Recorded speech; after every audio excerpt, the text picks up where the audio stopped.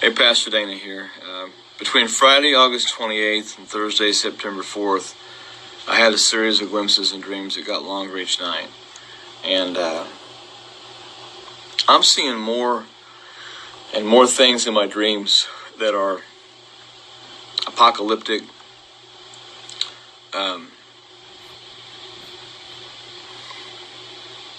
frightening. I don't share these dreams to cause people to have fear.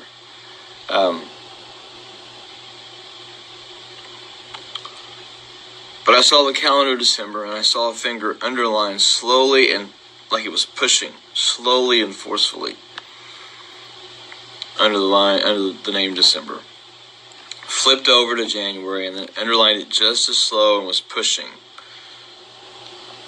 First thing I saw was long food lines. I saw people waiting for what seemed like hours. And they were standing in line and not in cars. And I saw this throughout the nation. I saw ships in ports on both the east and the west coast. They were just sitting idle. There was nothing moving at sea. Nothing. And I saw a headline that said, "The Baltic Dry Index is dead." It said that nothing was moving in trade around the world. And one thing I noted, there were no Christmas lights. This was December. There were no holiday displays. There were no sales mentioned. No Christmas lights, no Christmas displays, no Santa Claus, no Easter, no Christmas type things going on at all. It was a great sadness over the land. And people seemed very dazed and they seemed very confused. But there were Christians who stood out because they had faith, they had hope in Christ. And they looked like burning charcoal. And they were carrying torches wherever they went. And a lot of people rejected their approach, but they kept their faith. They didn't back down from telling people about Jesus. And they kept telling people that they desperately need Jesus at that moment. It was, you need Jesus now. You need Jesus now. You need Jesus now. Don't wait. You don't have tomorrow. You need Jesus now. And a lot of it was rejected, but there were some that were coming and surrendering and praying and being saved in the dream. Saw what looked like shopping malls that had been converted into shelters or living quarters. It reminded me of Hurricane Katrina when it came through, and the football stadium. It was just the businesses in those malls were shuttered, but I saw people on cots, and I saw food outreach things going on. I saw people who were misplaced. This was not like a homeless shelter. This was like something had happened and people were in shelters.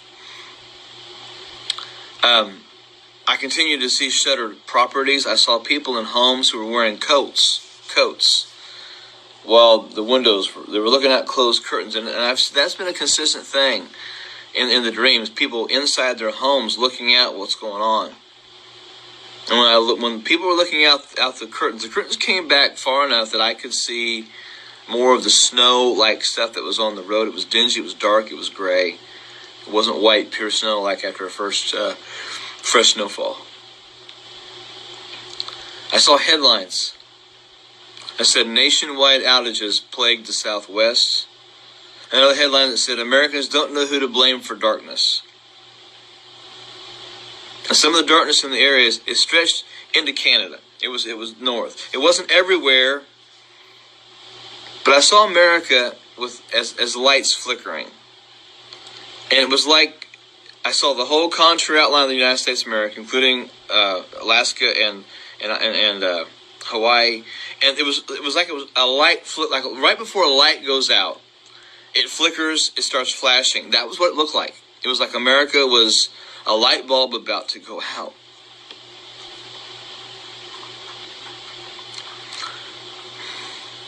I saw vultures with food hanging out of their mouth. These vultures were heavy. A word I don't like to use is the word fat, but these vultures were fat. And they had rotting food hanging out of their mouths. I saw depression as a figure, as a creature. And it had a face mask on with a smile, but it was choking people and pushing them down to the ground. And then I saw the St. Louis Arch, and I saw people standing under the St. Louis Arch in very, very expensive business suits. All of them had very expensive watches, and at their feet were these briefcases, larger than briefcases, almost like it reminded me of like a nuclear suitcase, a nuclear briefcase that they talked about in the 80s. And suddenly all of their alarms went off at the same time, and they hit them, and they grabbed the briefcase, and they got into these black SUVs. And of course, the Mississippi River goes right through there. It divides the country. And I saw them get in the black SUVs, and they went east, and they were going all over the place. Each of them had a Wall Street Journal newspaper under their arms, and they had heavily tinted sunglasses. And the next headlines that I read were about market crashes, about yields being lost. And one of the headlines declared sympathy for the swastika. I saw tired crowds. I saw tired people. I saw many who had lost the resolve to fight due to the emotional overcast of the nation. And I heard Christians, that group of Christians that was going around with hope, I heard them saying that they remember what Jesus had said about the winter and having to flee in winter. But they kept encouraging one another in faith. I saw lights all over the country.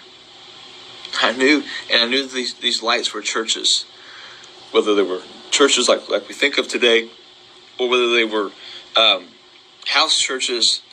And I felt in my spirit, did not hear this, but felt as I was watching this, that these churches were keeping warmth and hope in their communities. That white figure rose up out of one of those lights. And he said, brace yourself, brace yourself on the word and my promises, and do not rely on your own strength. Every one of the dreams have had a little bit different caliber to them. This one left me more unsettled. I see them in glimpses. It's like a movie trailer. See a little bit one night, a little bit more the next night. More details are added.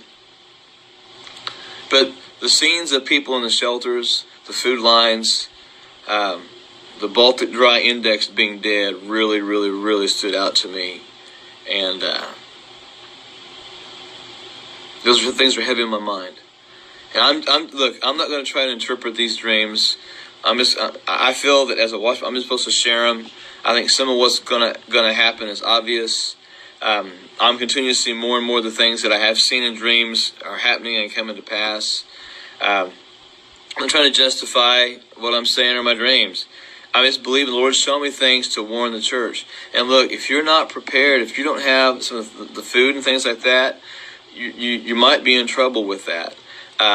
The first video I talked about, this was my own personal opinion. I talked about getting guns and ammunition. That wasn't to go all Rambo-like on people. It was to be able to shoot animals or for food. And now, if you try to find a gun today, you're gonna have a hard time getting a gun, unless you have friends or family you can buy something from. Ammunition is hard to find. Some of the companies that sell storable food, they're now 5 to 8 weeks until you can get it. There's some companies that have stopped selling these things. And folks, you don't have to be a dreamer or a genius or have insider trading understanding to realize that we're in trouble. And God's been trying to wake the church up to get things ready and to listen. The health and wealth gospel is about to meet a reality in our country. And all those prophets that are saying, oh, there's nothing but good, nothing but good, nothing but good, you're going to stand before God one of these days, those folks are. They're going to have to answer. Just like I'm going to have to stand before God and answer for what I'm doing with these dreams. I'm not trying to make money off this stuff. I'm not trying to make a form.